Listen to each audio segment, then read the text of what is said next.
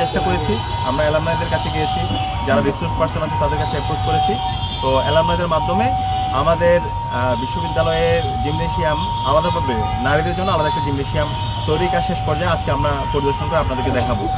একই সাথে আমাদের এই যে শারীরিক শিক্ষা কেন্দ্র সেন্ট্রাল ফিল্ড, এই মাঠটা দীর্ঘদিন ধরে মানে প্রতিষ্ঠার পর থেকে ওইভাবে সংস্কার হয় নাই, জাস্ট হচ্ছে কিছু অবকাঠামোগত কাজ হয়েছে। তো আমরা দায়িত্ব নেওয়ার পর আমরা বলেছিলাম এই শারীরিক শিক্ষা কেন্দ্রে আমরা আমূল পরিবর্তন করব। সে আলোকে আমরা বিভিন্ন জায়গায় অ্যাপ্রোচ করেছি। সর্বশেষ আমাদের বিশ্ববিদ্যালয় বিসির সহযোগিতায় বিসিবি আমাদেরকে ফান্ড করেছে এবং ডক্টর আসিফ নজরুল স্যার আমাদেরকে সার্বিকভাবে সহযোগিতা করেছে। এই মাঠ সংস্কার করার জন্য প্রায় 2 কোটি টাকার বাজেট আসছে।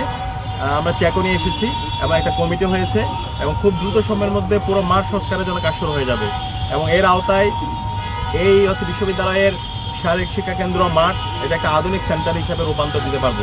একই সাথে আমাদের যে ইনডোর যে রুমটা আছে গেমস রুম, সেটাকে আমরা আধুনিকায়ন করব এবং খেলাধুলার যে আধুনিক ইনস্ট্রুমেন্টগুলো দরকার সেই ইনস্ট্রুমেন্টগুলো আমরা ব্যবস্থা করব এবং এই মাঠকে ফুটবল, ক্রিকেট থেকে শুরু করে যত ধরনের খেলাধুলা আছে সেই খেলাধুলার জন্য উপযোগী করা হবে।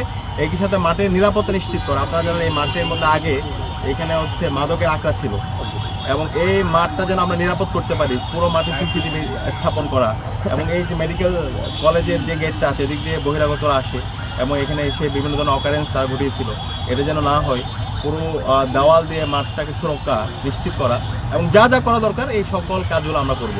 তো আমরা কথা চেয়ে কাজ দিয়ে নিজেদেরকে প্রমাণ করতে চাই, আমরা গলাবাজি করতে চাই না। শিক্ষার্থীদের কাছে আমরা আমাদের কাজ দিয়ে আমরা নিজেদেরকে প্রমাণ করতে চাই। আলহামদুলিল্লাহ ইতিমধ্যে আমরা আমাদের প্রত্যেকটা কাজ শিক্ষার্থীদের কাছে আমরা হাজির করেছি।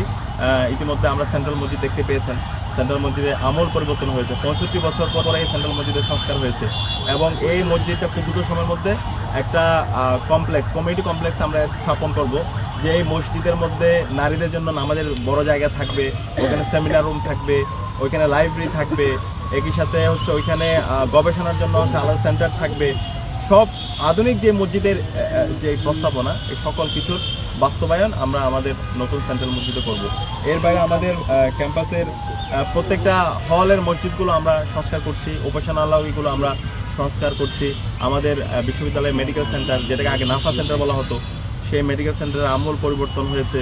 এর পাশাপাশি আমাদের টিএসসিতে নাগরিক সেবা কেন্দ্র হয়েছে, যে নাগরিক সেবা কেন্দ্রে শিক্ষার্থীরা এখন টিএসসিতে গিয়ে তার পাসপোর্ট থেকে শুরু করে যত নাগরিক সেবা দরকার সেই সেবাগুলো তারা নিতে পারবে।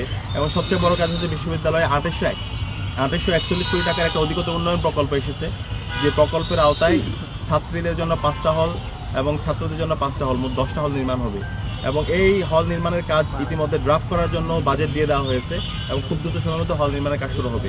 তো এই হল নির্মাণগুলো যদি কাজ শেষ হয় ইনশাআল্লাহ এই ঢাকা বিশ্ববিদ্যালয়ে কোনো ধরনের আবাসন সংকট থাকবে না। একই সাথে আমরা বিশ্ববিদ্যালয় প্রশাসনের সাথে গতকালকেও আলাপ করেছি, আমরা বলেছি বিশ্ববিদ্যালয়ের যে সিট এটা যেন অনলাইনে শিফট করা হয়, সব কিছু যেন অনলাইনে স্টুডেন্টরা দেখতে পায়। ফার্স্ট ইয়ার শিক্ষার্থীরা এসে সে কয় নাম্বার রুমে থাকবে সেটা অনলাইনের মধ্যে ওয়েবসাইটের মধ্যে দিয়ে দেওয়া হবে এবং তার যেদিন ছাত্রত্ব শেষ হবে সেদিনেই আবার নতুন একজনকে অ্যালটমেন্ট দিয়ে দেওয়া হবে। তো এই ধরনের ট্রান্সপারেন্সি যদি আমরা ইস্যু করতে পারি তাহলে আগের মতো হল কেন্দ্রিক যে আমরা আদুবাইয়ের আস্তানা দেখতে পেয়েছি সেটা আমরা এখন আর দেখতে পাবো না।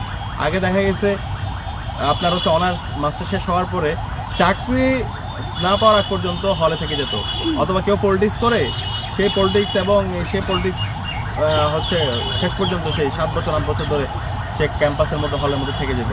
তো এখন আমরা জুলাই বিপ্লব পরবর্তী আগের ধারায় কেউ যদি রাজনীতি করতে চায় অথবা হলে থেকে যেতে চাই সেই রাস্তা আমরা আর রাখবো না। আমরা সুন্দর একটা ট্রান্সপারেন্ট সিস্টেম ইতিমধ্যে ডেভেলপ করেছি এবং সেটা আমরা বাস্তবায়ন করবো। একই সাথে নারী শিক্ষার্থীদের দীর্ঘদিনের দাবি ছিল, শিক্ষার্থীদের দাবি হচ্ছে মাতৃত্বকালীন ছুটি। এই মাতৃত্বকালীন ছুটি ইতিমধ্যে সিন্ডিকেট অ্যাপ্রুভ হয়েছে এবং খুব দ্রুত সময় এটা বাস্তবায়ন আপনারা দেখতে পাবেন। একই সাথে সন্ধ্যাকালীন বাস, যারা শিক্ষার্থীদের দীর্ঘদিনের দাবি, সেটা আমরা চালু করেছি এবং শনিবারের বাস সার্ভিসটা খুব দ্রুত সময়ের মধ্যে চালু হবে এবং নারীদের জন্য আলাদা আমরা বাস নিয়ে আসতেছি, যেন যে হলগুলো আমাদের ক্যাম্পাসের বাইরে আছে শিক্ষার্থীরা যেন স্বাভাবিকভাবে তারা আসতে পারে এবং সঠিক সময়ে তারা বাসগুলো পায়। এইভাবে অসংখ্য আমরা উদ্যোগ হাতে নিয়েছি এবং সবচেয়ে বড় কথা হচ্ছে আমরা শিক্ষার্থীদের কাছে নিয়মিত জবাবদিহি করছি। আমরা এগুলো প্রত্যেকটা হলে যাচ্ছি, তাদের মতামত নিচ্ছি, যে সমস্ত জায়গায় গ্যাপ হচ্ছে সেই গ্যাপগুলো আমরা ফিল আপ করার চেষ্টা করছি। একটা জবাবদিহিতামূলক আমরা ছাত্র সংসদ আমরা ইতিমধ্যে আমরা নিশ্চিত করার চেষ্টা করেছি। তো বর্তমান সরকারে যারা এসেছেন আমাদের প্রত্যাশা থাকবে তারাও সবসময় এরকম জবাবদিহিতা করবে। ডাকসু যেভাবে জবাবদিহি করছে শিক্ষার্থীদের কাছে রেগুলার যেভাবে তারা তাদের কাজের ইশতেহারগুলো পর্যালোচনা করছে, বর্তমান যে সরকার এসেছে তারাও যারা নাগরিকদের কাছে, জনগণের কাছে যে ইশতেহার দিয়েছে সেই ইশতেহার নিয়ে তারা জনগণের কাছে যাবে, জনগণের কাছে জবাবদিহি করবে এবং জনগণের যে ক্ষমতা সেই ক্ষমতা জনগণের হাতে তুলে দিবে এবং একটা ট্রান্সপারেন্ট সিস্টেম তারা ডেভেলপ করবে। তো আমরা আশা করছি আমরা ডাকসুর মাধ্যমে বাংলাদেশে যে চমৎকার বার্তা দিয়েছি সেই বার্তাটা সারা দেশব্যাপী ছড়িয়ে করবে। একই সাথে ক্যাম্পাসের যে আজকে একটি চমৎকার গণতান্ত্রিক পরিবেশ, এখানে ছাত্র সংগঠনগুলো আছে, ভালো কাজের প্রতিযোগিতা করছে, ছাত্র সংগঠনগুলোর মধ্যে একটা পিসফুল কোএক্সিস্টেন্স, তো এইটাকে যেন আরও সুদৃঢ় করতে পারি সেটা নিয়ে আমরা কাজ করছি। এবং এই ডাকসুকে একাডেমিক ক্যালেন্ডারভুক্ত করা এটা ইতিমধ্যে হয়ে গেছে। ডাকসু ঢাকা বিশ্ববিদ্যালয় একাডেমিক ক্যালেন্ডারভুক্ত করার জন্য ইতিমধ্যে ক্যালেন্ডার সেকশনে পাঠানো হয়েছে এবং খুব দ্রুত সময়ের মধ্যে এটা ক্যালেন্ডারভুক্ত হয়ে যাবে। এবং আগামী বছর মানে এই বছর আমাদের যে নির্ধারিত সময় সেই নির্ধারিত সময়ের মধ্যে ডাকসু নির্বাচন হবে। ডাকসু নির্বাচনের মাধ্যমে শিক্ষার্থীদের নির্বাচিত প্রতিনিধিরাই এই ক্যাম্পাসগুলোতে নেতৃত্ব দেবে। এবং একই সাথে আমরা আহ্বান করব বাংলাদেশের অন্যান্য যে ক্যাম্পাসগুলো আছে সেই ক্যাম্পাসগুলোতেও যেন ছাত্র সংসদ নির্বাচন হয়ে যায়, শিক্ষার্থীদের নির্বাচিত প্রতিনিধিরাই যেন প্রতিটি ক্যাম্পাসে ক্যাম্পাসে তারা নেতৃত্ব দেয়, শিক্ষার্থীদের ন্যায্য দাবি, তাদের যে প্রত্যাশা, তাদের যে আকাঙ্ক্ষার কথাগুলো যেন বলে এবং একটা সুস্থ তারা রাজনীতি যেন তারা বিনির্মাণ করে। তো আমরা আজকে আপনাদেরকে ধন্যবাদ জানাচ্ছি। আজকে ঢাকা বিশ্ববিদ্যালয় কেন্দ্রীয় ছাত্র সংসদের আহ্বানে আপনারা এসেছেন এবং আমাদের সেন্ট্রাল মাঠ পরিদর্শন এবং জিমনেশিয়ামের সার্বিক কাজের তত্ত্বাবধান আপনারা দেখানোর জন্য এসেছেন। আমরা ডাকসুর পক্ষ থেকে আপনাদেরকে আন্তরিকভাবে ধন্যবাদ জানাচ্ছি।